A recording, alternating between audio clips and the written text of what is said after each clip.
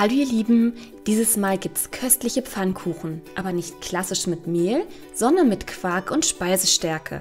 Sie schmecken sowohl süß als auch herzhaft gefüllt. Ihr braucht 140 ml Milch, 4 Eier der Größe M, einen halben Teelöffel Salz, 80 Gramm Speisestärke, 60 Gramm Quark mit 20-40% Fett und etwas Öl. Das Rezept mit den genauen Mengenangaben ist wie immer unter diesem Video in der Infobox verlinkt oder ihr findet es direkt auf koch-kino.de.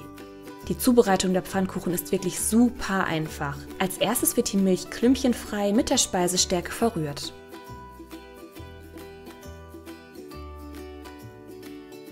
Dazu kommen dann noch Salz, Eier und Quark. Falls ihr süße Pfannkuchen zubereiten wollt, könnt ihr auch noch Vanillezucker oder Vanillepaste dazugeben.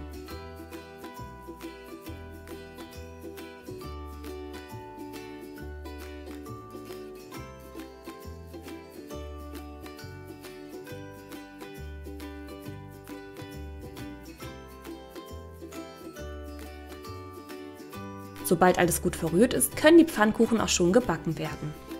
Am besten verwendet ihr hier eine beschichtete Pfanne, die ihr nur ganz dünn mit Öl einfettet. Stellt die Temperatur nicht zu hoch ein, damit die Pfannkuchen nicht verbrennen. Wenn sie dann von beiden Seiten schön goldgelb gebacken sind, sind sie auch schon fertig und können mit Früchten, Sirup oder auch mit Kräuterquark und Gemüse serviert werden. Lasst es euch schmecken, ihr Lieben! Wir hoffen, euch hat das Video gefallen und wünschen euch ganz viel Spaß beim Ausprobieren. Falls ihr die Rezepte ausprobiert, könnt ihr uns eure Bilder sehr gerne auf Facebook oder Instagram mit dem Hashtag Kochkino schicken. Über eure wunderschönen Bilder freuen wir uns immer sehr.